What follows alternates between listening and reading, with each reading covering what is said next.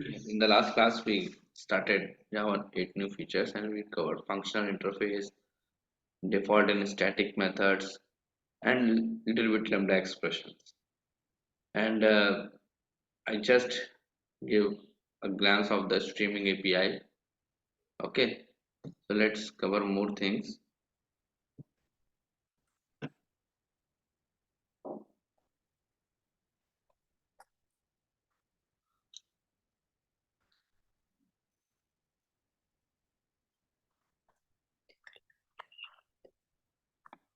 Stream, most of the time interviewer asks what is the difference between collection API and stream API. So answer will be collection is the data structure. Means collection API give the facility to store the data. We can store data in the list, we can store it in the set, we can store it in the map. But a stream API is not the way of storing, but it is a set of operations, chain of operations which we can perform on the underlying data structure or array or list or set. Means stream API can be used upon collection framework to process the data. Okay, just like here we have arrays, numbers is an array, and we are trying to perform some operations. We are filtering the elements on the basis of this condition. This is lambda, and this lambda says for every n it will check whether n is divisible by 2 or not. In other words, it is even or not.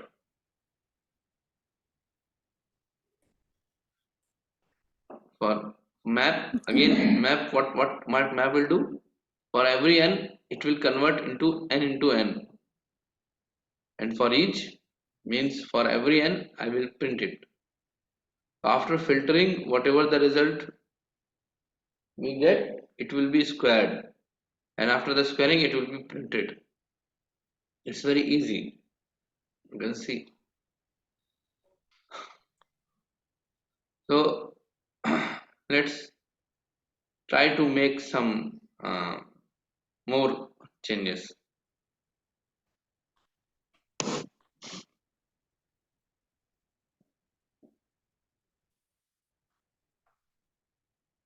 Yeah, let me create an employee class.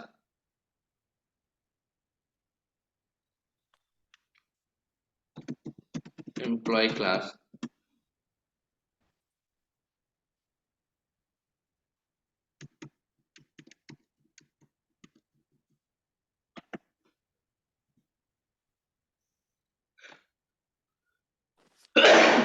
Sorry. Private string, name of the employee, private int, age of the employee, private double salary of the employee.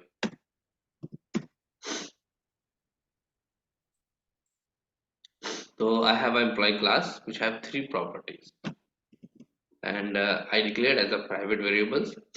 So if I want to access these properties outside the class, I will provide getter and setter, source, getter and setter.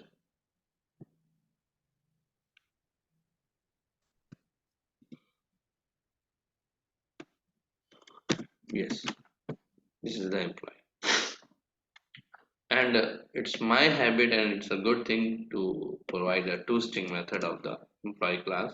So whenever we will or anyone try to print the employee object, it will print a nice string representation. So source,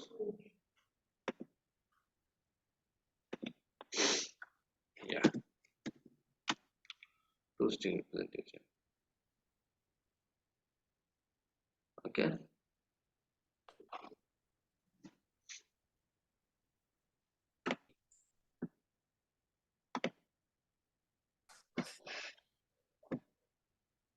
Hmm.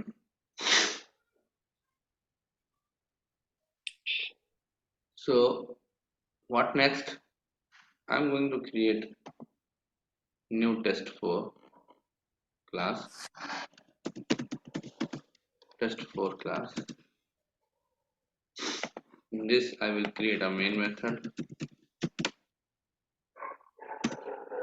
and in this main method I will try to create some list, some employee. Okay, so let's say I am going to create a method list of employee,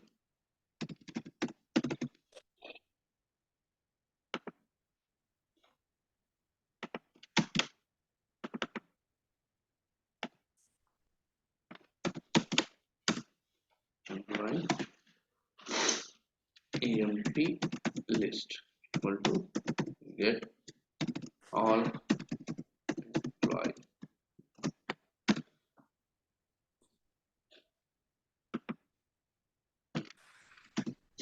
Yes. So here what I'm going to do, I will create a list.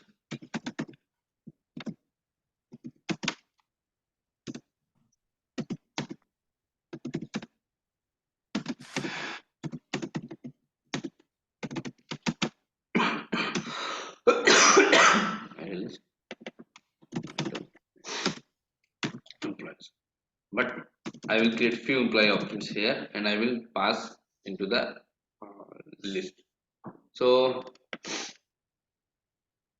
I don't want to create some like this. I want to create an constructor,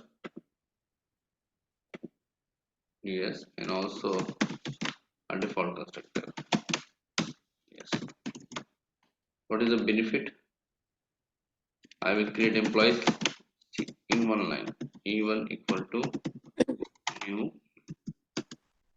let's say ABC, age is 22, salary is 1200. This is one employee. Okay, we can create multiple employees like this. E1, E2, E3, E4, E5, ABC, KBC, XYZ, PQR, MN. Let's say 23, 26, 28, 29.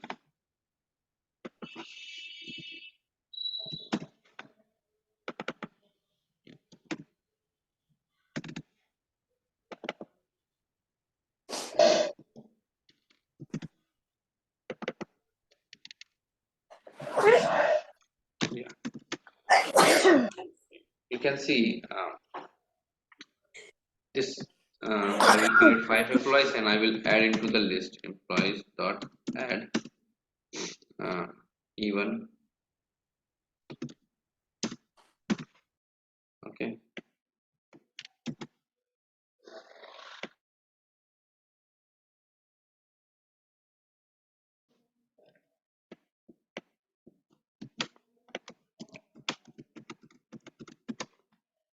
E1, E2, E3, E4, E5. Sorry, E5. So now this method will return this list. Okay, it will prepare. In the real application, we will call something like that, and it will give the employee from the database. So I don't have database. I create a dummy method which actually create few employee objects and add into the list and return the list. So now whenever I call, it will give the employee list. Okay. So first thing what we can do, uh, I want to print employee object. So using streams. So how I can do emp dot list. For every collection we have a stream method. Stream. Now I can get a stream dot for each. Simple. So system dot out colon println.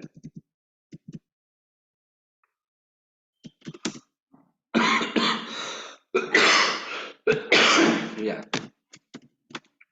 it will print the employee in a new line. Okay, let's see.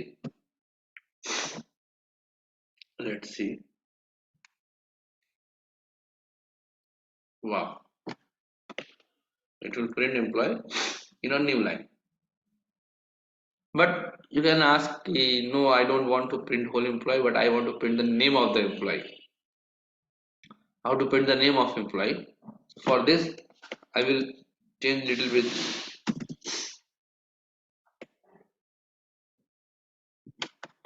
I have two ways. First, I can use lambda expression for every e print system.out.println e dot get name. This can be one way. For every e it will print, for every employee it will print the name of employee. Okay, fine.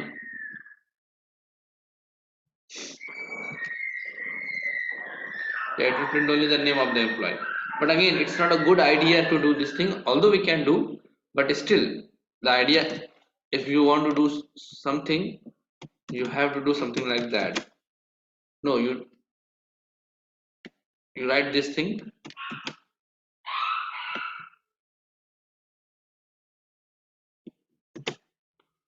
but after a stream you can map, you will convert your employee with their employee name.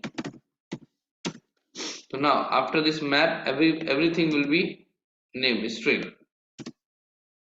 Till here is a stream of employee. After calling map operation, it will become the stream of the names, stream of the strings, because I mapped the every element of the list to their name. Yeah,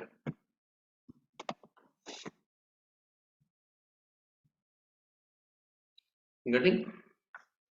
Now I want to print those employee objects whose salary is greater than 1200 or their age is greater than 23. How I can do?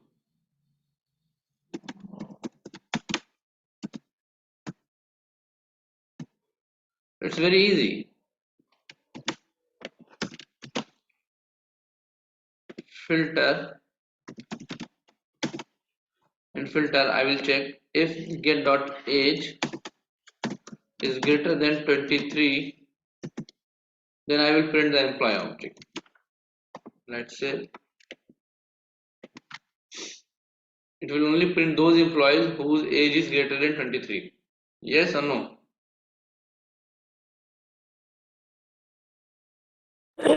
Yes. Yes. The filter is used for filtering elements. Okay, I don't have, we don't want to allow an element who is less than 23, only allow 23 greater than 23. So I can use filter. Now if I don't want to print but I want to collect into the different list. Okay, same program.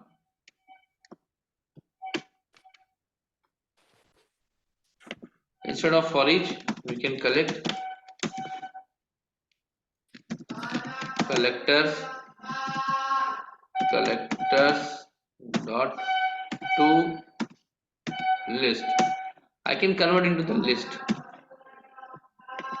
new list. Okay, it will print a new list. Let's say sys out new list.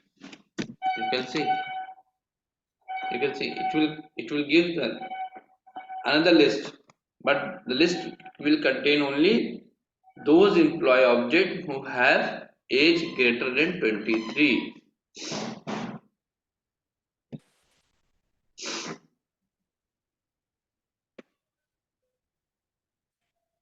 Yes. And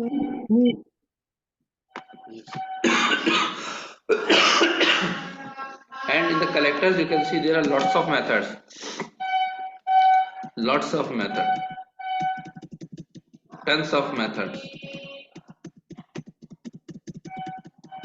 You can see to map, to collection, to list, to map, to set. You can convert into things in the set.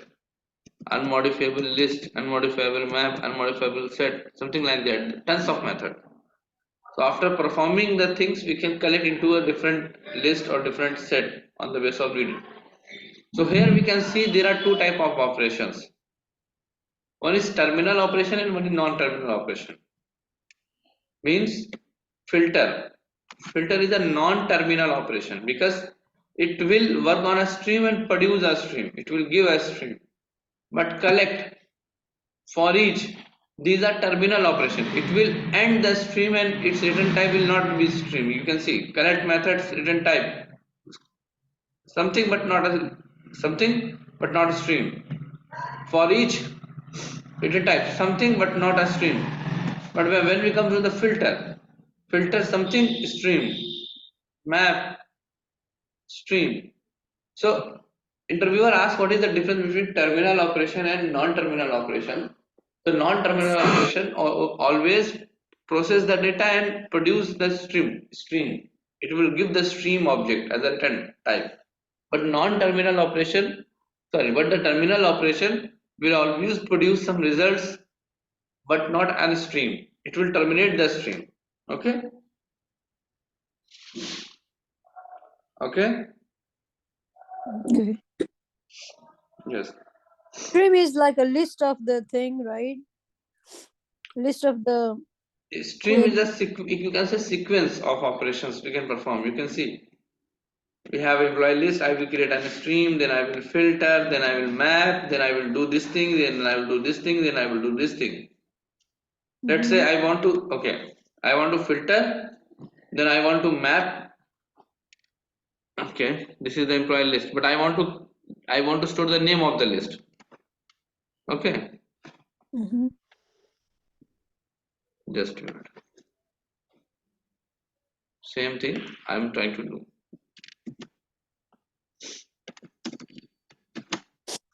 Filter, then convert into the name e dot get name.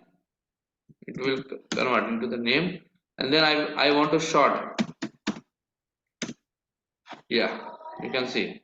First I did filter, then I mapped an employee to its name. Then whatever the name is coming, I will store in a sorted order. You can see.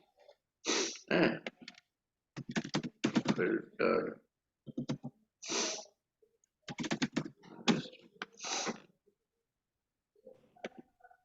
Now you can see here it's a type of string employee, but here is a type of string. Why?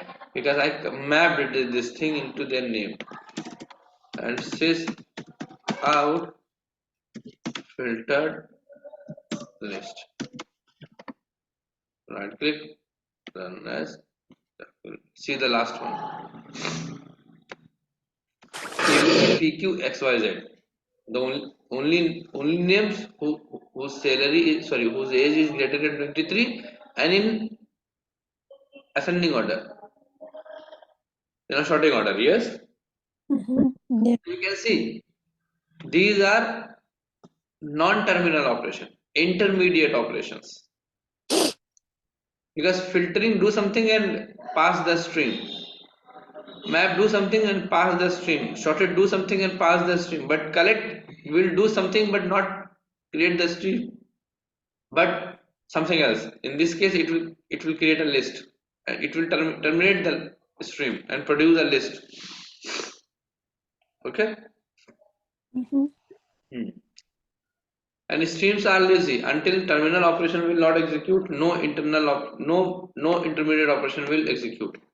When this will execute, then these will execute one by one.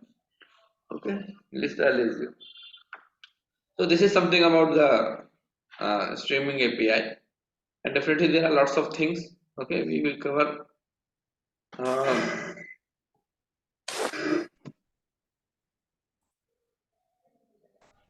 Let's play with more numbers.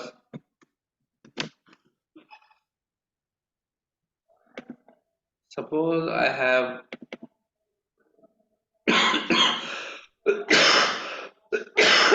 list of integers. So how I can create?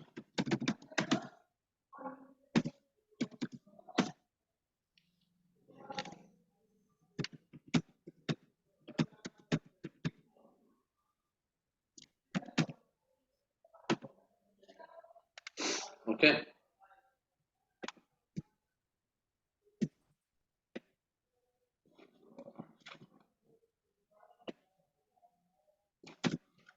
Suppose I have list of numbers. I want to print minimum, find minimum, find min value.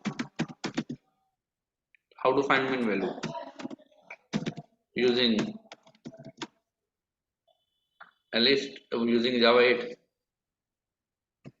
Suppose without Java 8, how I can do?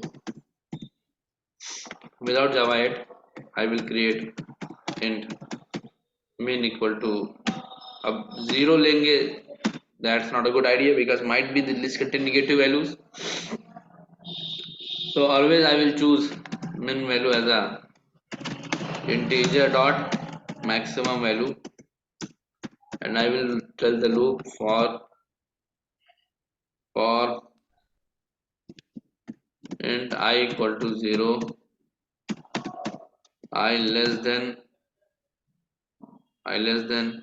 empty list, not empty list but numbers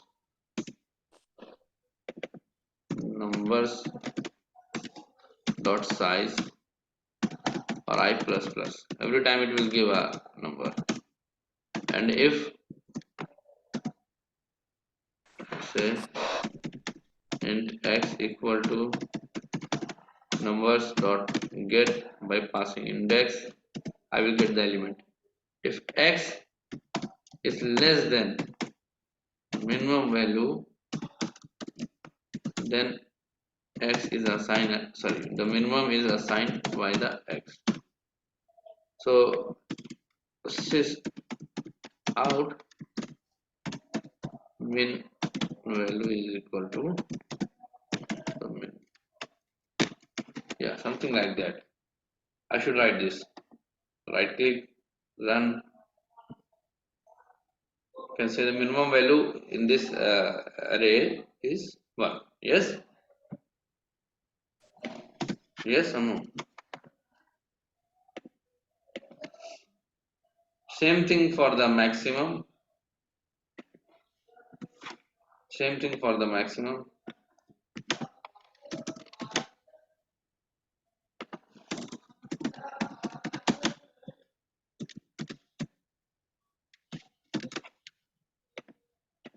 Find maximum.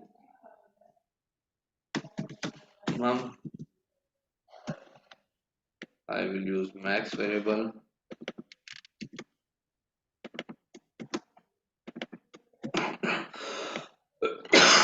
I will initialize with value. If x is greater than max, then it will, and max equal to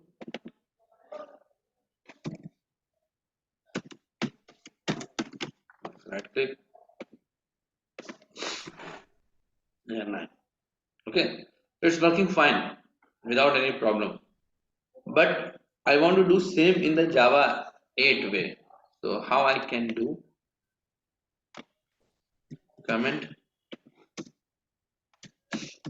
int minimum value equal to, I have numbers, I will give the stream dot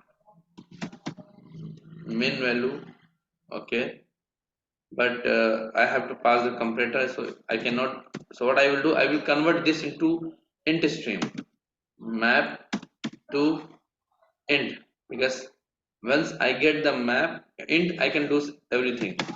Pass n as n dot min value. You can see Just a minute. You can see there are lots of functions come optional or else. Let's say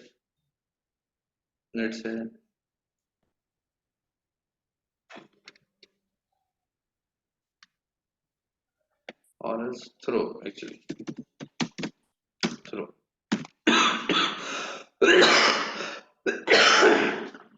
What is the meaning? What is the meaning?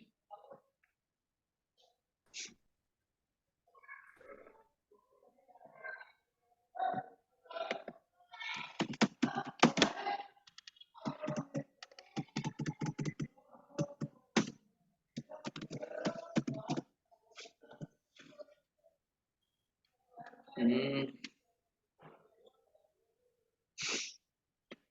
let me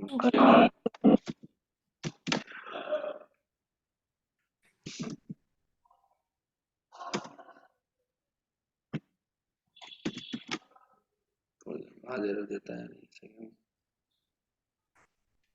This method also throws supply.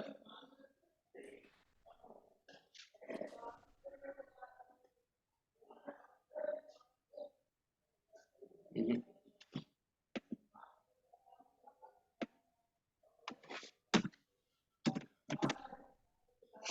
Or else, let's say 0. Let's say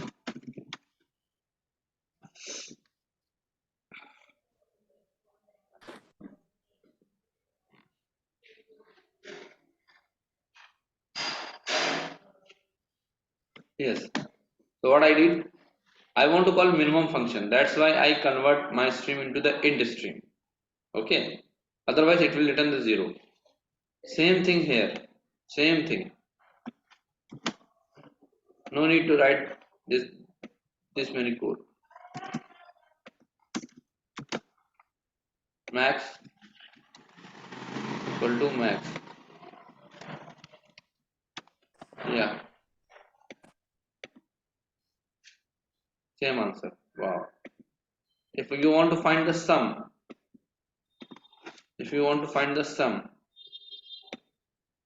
again it's very easy. So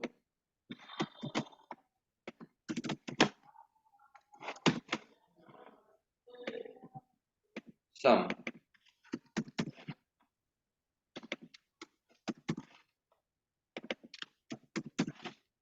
So again we must have some function. Oh my god, the add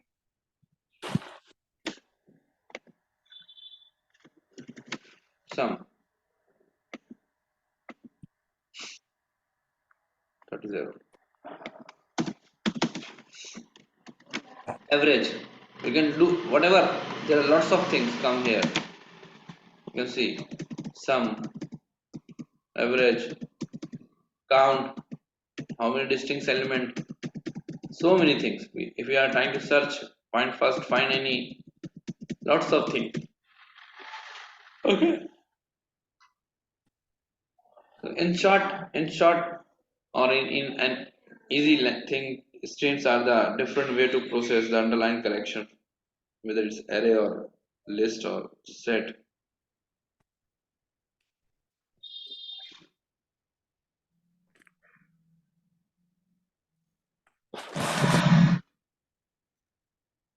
Okay. So I'm done with the stream API. The next is the optional class. Okay. Again, optional class is something which reduce the null pointer exception. Okay. So let's see how we can.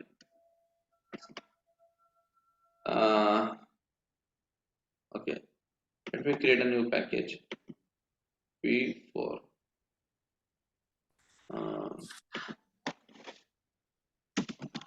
P4. And I'm interested in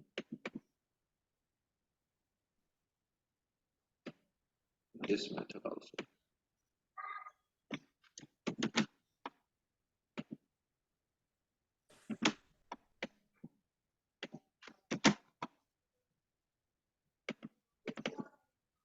let's say sample one.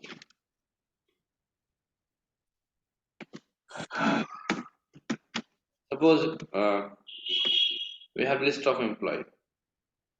Okay,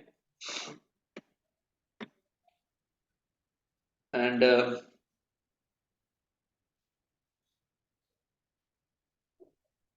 have a pen. Okay. Uh,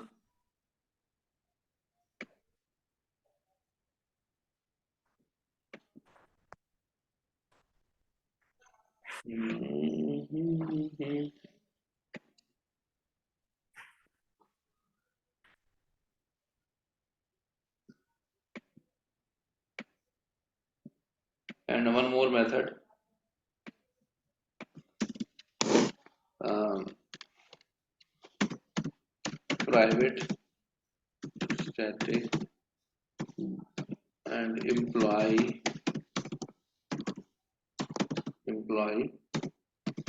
find employee by name,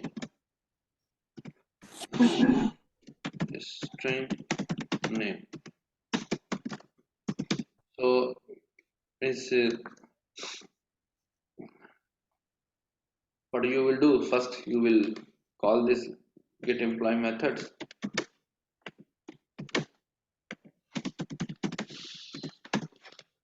and you will search the employee.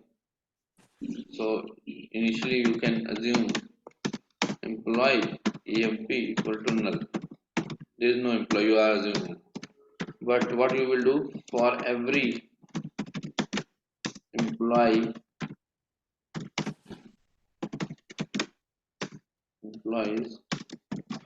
you will match with the name.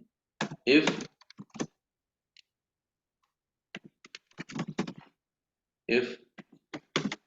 next emp dot get name dot equals to the passing name, if it is, what I will do, I will assign this employee to here, next employee, and I will break the loop. I don't want to execute further, and I will return the employee. But ध्यान रहे कि अगर कोई भी नाम match नहीं हुआ तो क्या रिटर्न होगा, what we will return if there is no matching name? No. Return होगा. Okay, fine. So I don't want to do here, and I want to create a program. Scanner sc equal to new scanner system.in and sc dot close. I will close it, and I will write the code in between. System sys out, enter employee name for search. Okay, so what it will do, string name equal to sc dot next, it will return the name, and I will use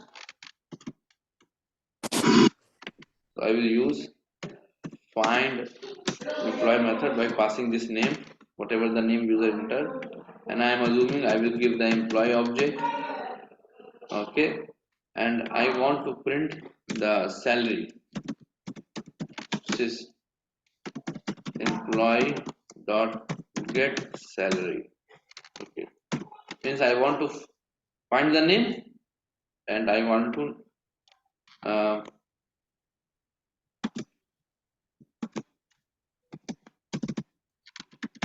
salary of name is something like that.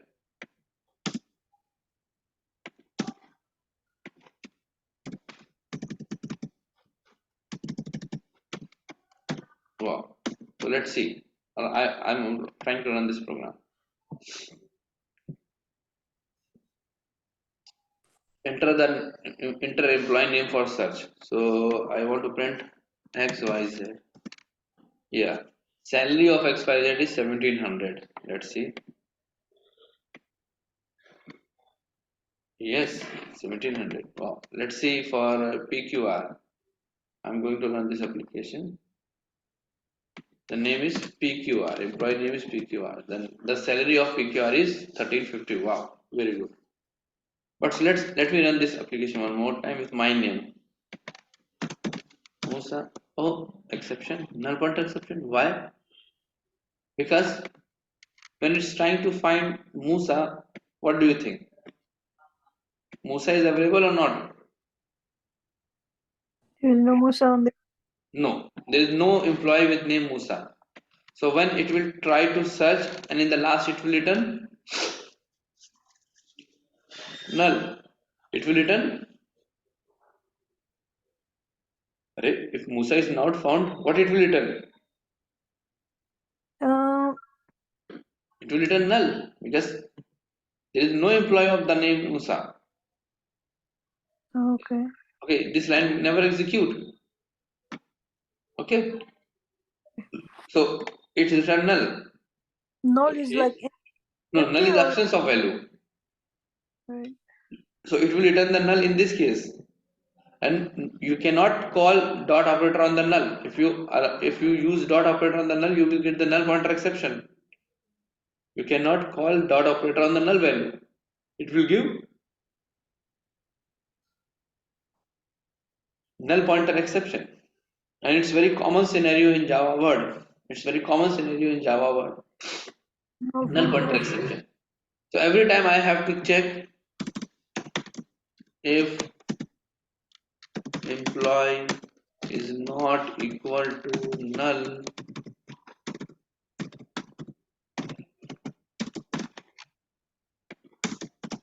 something like that, something like that. But you are the good programmer, you can write this thing, but sometime we miss this part. So it is better way to return null, return optional. What is the optional? You can treat optional as a box. Optional as a box. Box may contain value or may be empty. So instead of employee, I will return the optional of employee. Optional of employee. Okay. Optional java.util package. Initially, I will take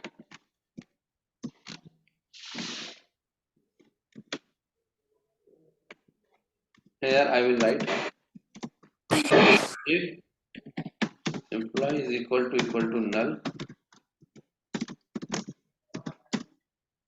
return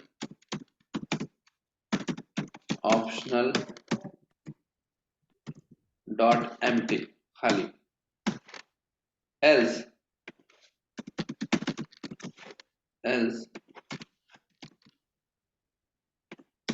return optional of emp. You can do two things. So instead of returning employee object, you will return return.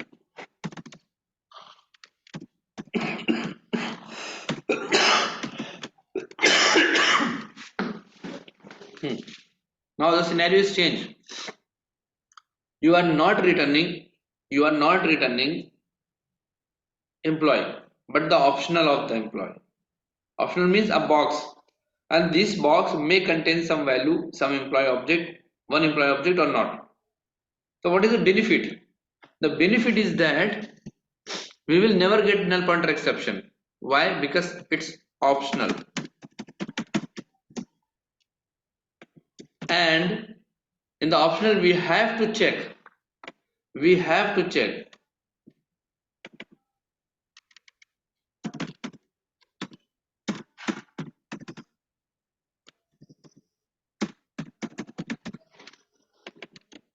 because you cannot call get salary method or optional, because optional don't have get salary method.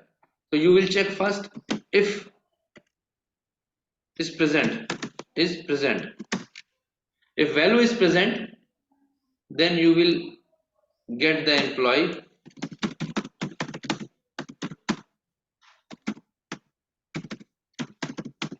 by calling optional.get, and then you can get the salary. Else sysout, sorry, no employee found with name, whatever the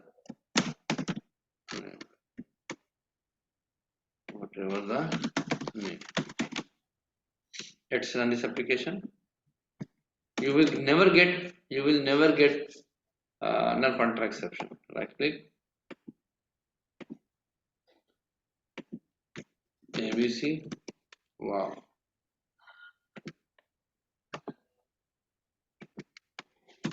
KBC, wow,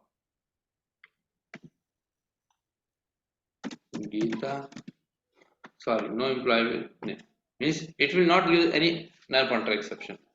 Why? Because instead of returning null, you are returning the optional empty box. Okay, so it is the good way.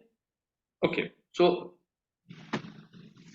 I can write something like that, or I can write, leave that for now. I don't want to go into detail. Okay, so here I will return the empty object, here I will return the off. The one way can be return, ज़्यादा बताने में भी दिक्कत है कि दिक्कत नहीं लगता है. Optional. I will pass employee direct, whether it's null or not. But here is the problem. What is the problem? I am telling you. Whether it's null or anything, I will return the employee of that thing. Okay, fine. If I run this application and I insert name, it will give the exception. Again, null pointer exception. We are using null. We are using optional. Instead, we are getting null pointer exception. Why? Because we are passing null in the optional. And off method is not for null type value. If you want to use null type value handle optional label, then you can use this thing. This will manage. In case of null value, it will return the empty, otherwise off internally. Okay, this is a better choice. Yeah, that's working fine. So either you can do this thing. In the case of null, you will return the empty. In the case of non-null, you will return the optional of a particular type of object, or you can do in one line only. Okay. Yeah. Okay. So I'm done with the optional class. Let's see the new date and time API features. Okay. No, not in much detail, but overview. So optional is nothing but to prevent the program from the null pointer exception. An optional is like a box. The box may or may not contain the value. Box may or may not contain the value. Box might be empty and box might be have some value. If you want to go ahead, first you will check whether the box, let's say EMP box. Okay. If empty box something is present, then you will get that thing, then you can work it without any problem. If something is not present, that's mean box is empty, you will simply say this thing. You don't need to check null, you don't need to handle null. Okay. New date and time API. Java is fantastic language, but date API is always be a problematic in the Java programming language. They introduce first and foremost date class and methods, but they are very monotonous kind of thing and very rigid. We cannot do lots of things with the date. So after that, after some time, they launch calendar API. They create new classes like calendar, and the calendar is from the usability perspective, calendar class is much better than that date class. But again, uh, they are not multi-threading API. They are not concurrent API. They are not thread safes. So there are lots of other inherent problems comes with the date class and calendar class. Finally, Java 8 they introduce Joda API, new date and time API. It's very intuitive, very easy to use. There are lots of methods and they are also thread safe. So let's see how to play with date and time in Java with new date and time API. Package P5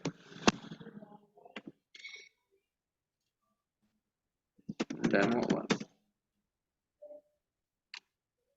Basically, we have two classes.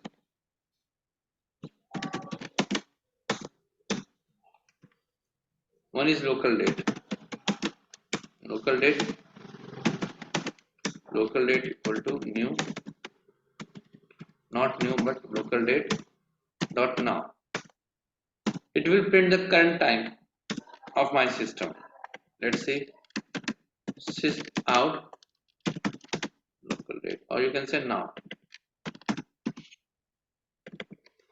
Now. Right click, run as. How easy? Yeah. Yes or no? Okay. You can say okay, no, I want time also. Okay. So for this we have one more class, date and time, local date time.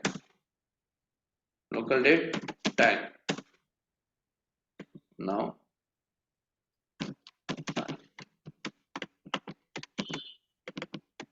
so the first one print only date and it will print the time also.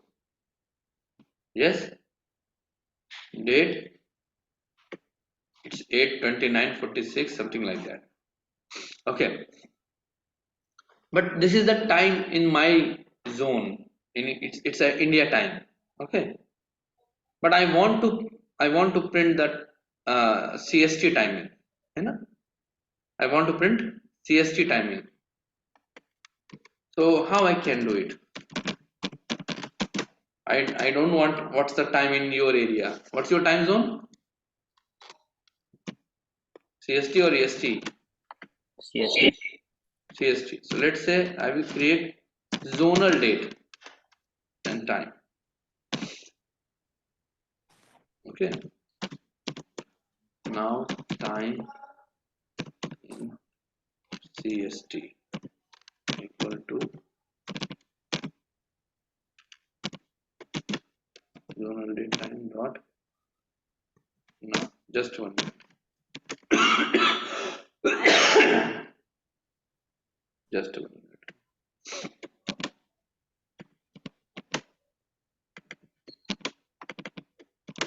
Yeah. Although variable name is in CST, but still it will. You can see because I didn't mention any zone, so by default it will take my zone. So it's almost same to the local date and time, but still it will tell the uh, my time zone means something like that 5:30 Asia Calcutta. Wow, but I want to print the uh, your time zone time. Okay, your CST time. So what I can do, let me see. Zone ID, I want to pass zone ID. Okay, so zone ID, let's say zone ID dot, it's a, let's say available zone ID is first. Print sys out. I don't know how many zone ID we have. Zone ID dot get available zone IDs. Yeah, first let me print this part. Right click. Yes, you can see these many. Asia, America, so America, Europe,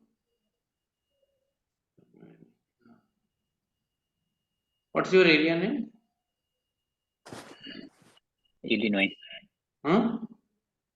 Illinois. Spelling बोलेंगे? Chicago.